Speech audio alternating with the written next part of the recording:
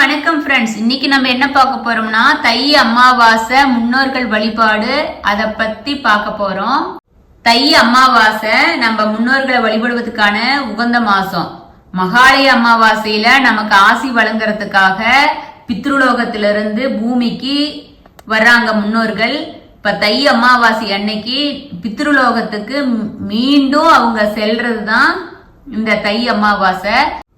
அமாவாசையிலேயே மாசம் அமாவாசை வந்தாலும் தை அமாவாசை, ஆடி அமாவாசை, புரட்டாசி அமாவாசை தான் ரொம்ப சிறப்பு வாய்ந்ததா இருக்குது. இந்த தை மாசத்துல சூரிய பகவான் மகர ராசியில சஞ்சரிக்கிறாரு. ஜோதிட ரீதியாவும் சூரிய பகவான பிதுர்காரகன் அப்படின்னு சொல்றாங்க. நம்ம சந்திர பகவான மாதுர்காரகன் நம்ம சொல்றோம். அமாவாசை அன்னைக்கு பிதுர்காரனும் மாதுர்காரனும் ஒன்னா சேர்ந்து இருக்கிற நாளுதான் அமாவாசை. நாம எப்படி ஆடி அமாவாசை அன்னைக்கு முன்னேறுகளை வரவேற்று திதி கொடுத்தோமோ அதே போல தை அமாவாசை அன்னைக்கு திதி கொடுத்து முன்னோர்களை விடை கொடுத்து நம்ம அனுப்பணும். அவங்க முன்னோர்கள் நமக்கு ஆசீர்வாதம் பண்ணிட்டு பித்ருலோகத்துக்கு கிளம்பி போயிருவாங்க. அதனாலதான் இந்த தை அமாவாசை அவ்வளவு சிறப்பு மிக்கதா இருக்குது. உலகத்துல பிறந்த யார் ஒருவரும் பெற்றோரையோ குலதெய்வத்தையோ முன்னோர்களையோ மறந்து நீங்க மத்த எந்த தெய்வத்தை வழிபட்டீங்கனாலும் எந்த பயனுமே கிடையாது. அப்படி முன்னோர்களை வழிபடாத விட்டுவீங்க. இந்த தை அமாவாசைகளுக்கு திதிக்கு தர்ப்பணம் கொடுத்தீங்கன்னா முன்னோர்களோட ஆசீர்வாதம் கிடைக்கும். பித்ருக்களுக்கு திதி தர்ப்பணம் கொடுத்துட்டு எறும்பு, பசு, காகம், நாய், பூனை, அந்தணர்களுக்கு உணவு கொடுத்து அவங்க பசிய நம்ம போக்கணும்னா கடவுளோட ஆசியாட முன்னோர்களோட ஆசியும் நமக்கு பரிபூர்ணமா நமக்கு கண்டிப்பா கிடைக்குங்கிறது ஐதீகம். அமாவாசை திதி கொடுக்கறதுனாவே நம்ம கடலு, குளம், ஆறு இது மாதிரி இடத்துலதான் கொடுக்கறது சிறப்பு. மாசம் வர அமாவாசைய வீட்டுல எள்ளந்தண்ணி இறைச்சாலும் இந்த தை அமாவாசை அன்னைக்கு நீர்நிலைகளுக்கு போய் நீங்க முன்னோர்களுக்கு பிடிச்சமான உணவுகளை படைச்சு திதி தர்ப்பணம் கொடுத்து ஏழை எளியர்களுக்கு அன்னதானம் கொடுத்தோம்னா பித்திருக்கள் ரொம்ப சந்தோஷப்படுவாங்க. அப்படி நீர்நிலைகளுக்கு போய் உங்களால தர்ப்பணம் கொடுக்க முடியாதீங்க, வீட்லயே கொடுத்தீங்கன்னா அதை கொண்டுட்டு போய் நீர்நிலைகள்ல நீங்க சேர்த்திடணும். இல்ல பக்கத்துல இருக்கிற கிணத்துலனாச்சும் நீங்க அதை போற்றணும். நார்மலாவே அமாவாசை தினத்துல நம்ம அன்னதானம் செய்யறது தயிர் சாதம் அதுல மெயினா கொடுத்த சிறப்பு. கருப்பு உளுந்து, கருப்பு எள்ளு, வெல்லம், உப்பு, துணிமணி இதெல்லாம் ஏழை எளியர்களுக்கு தானம் கொடுத்தீங்கன்னா ரொம்ப சிறப்பு. அது நம்மளை விட்டு பிரிஞ்சு போன முன்னோர்களோட ஆசைய நமக்கு அது பெற்று தரும். நம்ம முன்னோர்களுக்கு திதி தர்ப்பணம் கொடுக்கறதுனால நம்மளோட கடன் பிரச்சனைகள் தீரும். நம்மள வாட்டி எடுக்கிற நோய்கள் நம்மளை விட்டு தூர விலகும். பித்ருதோஷம் இருக்கிறவங்களுக்கு அது தடைப்பட்டுக்கிட்டே இருக்கும். பித்ருக்களோட ஆசீர்வாதம் கிடைச்சிச்சுன்னா அந்த தடைகள் நம்மள விட்டு விலகும். நீங்க எந்த காரியம் செஞ்சாலும் நல்லதே நடக்கும். தை அமாவாசை அன்னைக்கு நம்ம திதி தர்ப்பணம் கண்டிப்பா நீங்க கொடுத்துருவீங்கன்னு நினைக்கிறோம். அப்படி கொடுத்தா குடும்பத்துல மன நிம்மதி, அமைதி கிடைக்கும். நம்ம மேலும் மேலும் சிறந்து நம்ம குடும்பம் விளங்கும். நம்ம முன்னோர்கள் இறந்த திதி தெரியாதவங்க ஆடியில வர்ற அமாவாசை, இந்த தை அமாவாசை, புரட்டாசி அமாவாசையில திதி தர்ப்பணம் கொடுத்தோம்னா ரொம்ப சிறப்பு. அதே போல முன்னோர்கள் உயிரோட இருக்கும்போது கவனிக்காத விட்டுவீங்க அவங்க பாவத்துக்கு நம்ம ஆளாகி இருப்போம். அதனால அந்த கவலைப்படக்கூடாது. நம்ம கருமா என்னமோ அது நடக்குது. உப்பனாச்சும் இந்த தை அமாவாசையில முன்னோர்களுக்கு திதி தர்ப்பணம் கொடுத்தீங்கன்னா அவங்களோட ஆசீர்வாதம் கிடைக்கும். நீங்க முன்னோர்களுக்கு திதி தர்ப்பணம் கொடுக்காம என்னதான் பூஜைகள் செஞ்சாலும் மகாவிஷ்ணு சொல்லி இருக்கிறாரு, நானும் அந்த பூஜையை ஏத்துக்க மாட்டேன் அப்படின்னு சொல்லிட்டு. முன்னோர்களை மறந்துவீங்க, வாழ்க்கையில என்னைக்கும் நம்ம ஜெயிக்கவே முடியாது. இந்த தை அமாவாசையில் இன்னொரு சிறப்பு என்னன்னா மார்கண்டேயருக்கு என்றும் 16ன்னு சிவபெருமான ஆசீர்வாதம் வழங்கின நாளும் தை அமாவாசை தான். அபிராமி அம்மை அபிராமப்பட்டருக்கு தை அமாவாசை அன்னைக்கு தான் அன்னைக்கு முழு நிலவா வானத்துல தோன்றி அபிராமப்பட்டருக்கு ஆசீர்வாதம் பண்ணனதும் இந்த தை அமாவாசை அன்னைக்கு தான்.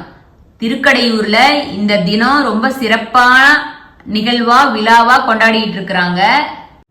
ராமேஸ்வரத்துல இருக்கிற நம்ம ராமநாத சுவாமி அக்னி தீர்த்தத்துல தை அமாவாசை அன்னைக்கு நீராடினீங்கன்னா 1000 தடவை நீராடிய பலனு கிடைக்கும். அதே போல பூலோக கைலாயம் அப்படின்னு நம்ம சொல்ற சதுரகிரி சுந்தர மகாலிங்க சுவாமி கோயிலையும் தை அமாவாசை விழா ரொம்ப சிறப்பா நடக்கும். சிதம்பர நடராஜர் கோயிலும் தை அமாவாசை அன்னைக்கு சிவகங்கை குளத்துல குளிச்சுட்டு முன்னோர்களுக்கு திதி தர்ப்பணம் கொடுப்பாங்க. திதி தர்ப்பணம் கொடுத்துட்டு சிதம்பர நடராஜரை வழிபாடு பண்ணுவாங்க. அவங்களோட தோஷங்கள் எல்லாம் நிவர்த்தி ஆகுது. அதே போல திருமூர்த்தி மலையிலையும் அமலலிங்கேஸ்வரர் கோயில தை அமாவாசை வழிபாடு ரொம்ப சிறப்பா இருக்கு. அதே போல ஐயாவாடி பிரத்திங்கரா கோவில மிளகாய் வத்தல் யாகம் நடக்கும். இது தஞ்சாவூர் மாவட்டம் கும்பகோணத்துக்கு அருகில் ஐயாவாடி பிரத்திங்கர கோவில்ல தான் இது நடக்குது. இந்த மிளகாய் வத்தல் யாகத்துல கலந்துகிட்டோம்னா நீங்க மிளகாய் வத்தலை வாங்கி கொடுத்தா எதிரி தொல்லை தூர விலகும் அப்படிங்கறதா இருக்குது. அதே மாதிரிதான் திருச்சி உறையூர் குங்குமவள்ளி திருக்கோயிலையும் அமாவாசை யாகம் சிறப்பா இங்கே நடந்துகிட்டு இருக்கு. சிவபெருமானு சுயம்புவா லிங்க திருமேனியா இந்த கோயில்ல எழுந்தள்ளி இருக்கிறாரு. அதே போல தில்லை காளிக்கும் சிறப்பு பூஜை நடக்குது. இந்த தில்லை காளிய வழிபட்டீங்கன்னா முன் ஜென்ம வினைகள் யாவும் விலகுதுங்கிறாங்க. தில்லை காளிக்கு அமாவாசை அன்னைக்கு 108 திரவியங்களால அபிஷேகம் விசேஷ யாக பூஜை இங்க நடக்குது. அதுவும் தை அமாவாசை நாள்ல இங்க வந்து சாமி கிட்ட அம்பாள் கிட்ட நீங்க முறையிட்டா போதும், உடனே விரைவே அந்த சிக்கல் எல்லாம் தீர்த்து வச்சிருவாங்க அப்படின்னு சொல்றாங்க. இந்த தில்லைக்காளிக்கு அபூர்வ மூலிகைகளோட மிளகாய் வத்தலும் யாகத்துல போடுறாங்க. எதிரிகள் தொல்லை விலகும். குடும்பத்துல கணவன் மனைக்குள்ள பிரச்சனை இருந்துச்சுன்னா அது ஒற்றுமை மேலேங்கும் அப்படிங்கிறாங்க. அண்ணன் தம்பிக்குள்ள சண்டை சச்சரவு இருந்துச்சுன்னா அந்த சண்டை சச்சரவும் தீந்துருமாமா. தீய சக்திகள் நம்மளை விட்டு தூர விலகி ஓடுமா. கடன் தொல்லை நம்மளை விட்டு தூர விலகுங்கிறது பக்தர்கள் நம்பிக்கையா இருக்கு. அதே போல ராமநாதபுரத்திலிருந்து பட்டுக்கோட்டை போற வழியில 62 கிலோமீட்டர் தூரத்துல அமைஞ்சிருக்கிறது சகல தீர்த்த முடியவர் கோயில். இந்த கோயில்ல பெரிய நாயகி அம்மன் இருக்காங்க. மேற்கு நோக்கி அமைஞ்சிருக்குது. இது தை அமாவாசையில இந்த கோயில திதி கொடுக்கறது பல 100 மடங்கு கொடுக்கும் அப்படின்னு சொல்றாங்க. பித்திருக்களோட சாபத்துல இருந்து விடுபட முடியாதவங்க இந்த கோயில வந்து நீங்க திதி தர்ப்பணம் கொடுத்தீங்கன்னா அவர்களோட ஆத்மா சாந்தி அடைஞ்சு சகல ஞானமும் யோகமும் உங்களுக்கு கிடைக்கும் அப்படின்னு பக்தர்கள் சொல்றாங்க. இன்னொரு கோயில் நாகப்பட்டினம் மாவட்டத்துல வேதாரண்ய கடற்கரையில அருள்மிகு திருமறை காடா திருக்கோயில் இருக்குது. மகாவிஷ்ணுவோட 10 அவதாரங்கள ஒன்னான பரசுராமர் அவதாரம். அவரோட அப்பா ஜமத்கிரி முனிவர் சொல்றாரு, அவர் தாய ரேணுகா தேவிய கொல்ல சொல்லி. தந்தையின் கட்டளை பிரகாரம் பரசுராமர் தாய் ரேணுகா தேவிய வெட்டிடுறாரு. அந்த தோஷம் நீங்கிறதுக்காக தான் பரசுராமர் கேரள மாநிலம் திருவனந்தபுரத்துல இருந்து கோவளம் போற வழியில இருக்கிற 5 கிலோமீட்டர் தூரத்துல திருவள்ளத்துல அவரோட தாய்க்கு பித்ரு தர்ப்பணம் செய்யறாரு. அதனால அந்த கோயில்ல கேரள மக்கள் எல்லாரும் தை அமாவாசைக்கு இல்ல மத்த அமாவாசை நாட்கள்லயும் இங்கு பித்ரு தர்ப்பணம் கொடுக்கறாங்க. இந்த கோயில்ல பெண்களும் பித்ரு தர்ப்பணம் கொடுக்கறது சிறப்பு.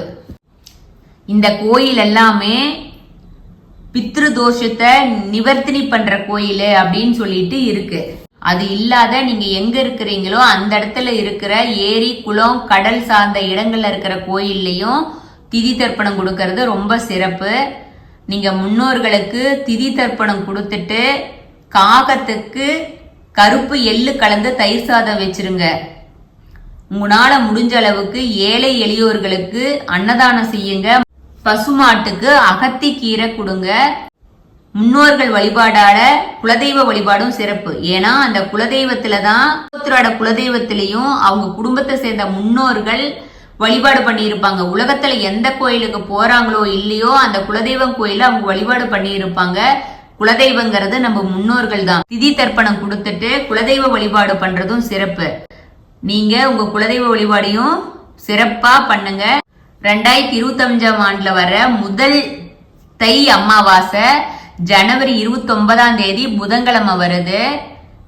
ஜனவரி 28ஆம் தேதியே இரவு 8:10 மணிக்கு ஆரம்பிச்சிருது. 29ஆம் தேதி இரவு 7:21 வரைக்கும் இருக்குது.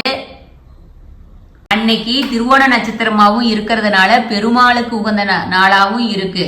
அதுதான் திருவோண விரதம் அப்படின்னு நம்ம போட்டிருக்கோம். புதன்கிழமை காலையில 7:30 to 9 வரைக்கும் யமகண்டமா இருக்கு. பகல் 12ல இருந்து 1:30 வரைக்கும் ராகு காலமா இருக்குது. அந்த 2 டைமையும் விட்டுட்டு நல்ல டைம்ல நீங்க முன்னோர்களுக்கு திதி தர்ப்பணம் கொடுங்க. எப்போதுமே சூரியன் உதயமான பிறகுதான் நீங்க திதி கொடுக்கணும். சூரியன் உதயமான பிறகுதான் திதி தர்ப்பணம் கொடுக்கணும். எப்பவுமே உச்சி காலத்துக்கு முன்னாடி நீங்க திதி தர்ப்பணம் கொடுத்தரணும். திதி தர்ப்பணம் கொடுத்ததையும் சிவபெருமான் வழிபாடு பண்றது ரொம்ப சிறப்பு. சிவ வழிபாடு எல்லா பாவங்கள் தோஷங்களையும் நிவர்த்தினி பண்ணும். இவ்வளவு சிறப்பு மிக்க தை அமாவாசையில முன்னோர்கள் வழிபாடு பண்ணி நீங்க எல்லா தோஷங்களும் தீந்து பல்லாண்டு வாழணும். சிவார்ப்பணம் 6161 சேனல் வாழ்த்துறோம். பெருமான் பாதத்துல ஒப்படைக்கிறோம்.